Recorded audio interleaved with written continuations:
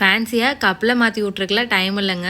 Mixie ஜாரோட தான் பல நாள் இப்படி ஊட்டி விடுவேன். நானும் யூடியூப்பில் வீடியோ போடும்போது நல்லா அழகான பவுலில் அட்லீஸ்ட் பவுனில் மாற்றி ஒரு அழகாக ட்ரெஸ் போட்டு வீடியோ எடுக்கணும்னு தான் நினைக்கிறேன். இந்த சாப்பாடு ஊட்டுற ஸ்டோரி 1 hour நடந்ததை 1 minute காமிக்கிறேன் பாருங்கள். ஒரு சோறு ஊட்டு முடிக்கிறதுக்குள்ள நம்ம ஒரு முழு கோமாளியாகவே ஆயிடும். இந்த சாப்பாடு ஊட்டும் போது நமக்கு தேவைப்படுறது நிறைய ப்ராப்பர்ட்டிஸ். ஒரு வாய்க்கு ஒரு ப்ராப்பர்ட்டி நம்ம அவங்களுக்கு இன்ட்ரடியூஸ் பண்ணணும். அப்போ தான் பெரிய மனசு பண்ணி ஒரு வாய் வாங்கிப்பாங்க. இதில் லெஃப்ட் ரைட்டுன்னு ஒரு 30 டைம் மாற்றணும்.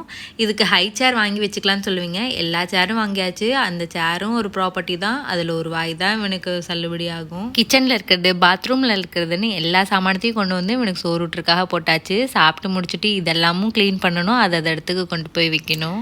இப்படி சோறு விட்டுறது எனக்கு ரொம்ப பெரிய கஷ்டமானு கேட்டால் கண்டிப்பாக இல்லைங்க. ரொம்ப ஜாலியாக நானே என்ஜாய் பண்ணி தான் ஓட்டிகிட்டு இருக்கேன். வீட்டில் சும்மா தானே இருக்கேன் அப்படிங்கிறவங்களுக்கு நான் என்ன கமெண்ட் பண்ணணும்னு மட்டும் கமெண்ட் செக்ஷனில் ஷேர் பண்ணுங்க. நம்ம குழந்தைங்க ஒரு வாயை திறக்கும் போது ஏதோ ஒரு புதையிலே நம்ம திறந்த மாதிரி ஒரு சந்தோஷம் கிடைக்கும். அந்த ஒரு ரூபா ஊட்டும் போது வெற்றிகரமாக சாப்பாடெல்லாம் ஊட்டி முடிச்சாச்சுங்க. திருப்தியாக அவன் சாப்பிட்டானாவே எனக்கு நான் சாப்பிட்ட மாதிரி திருப்தி ஆகிடும். அடுத்து இவனை போட்டு க்ளீன் பண்ணுறது தான் அடுத்த வேலை.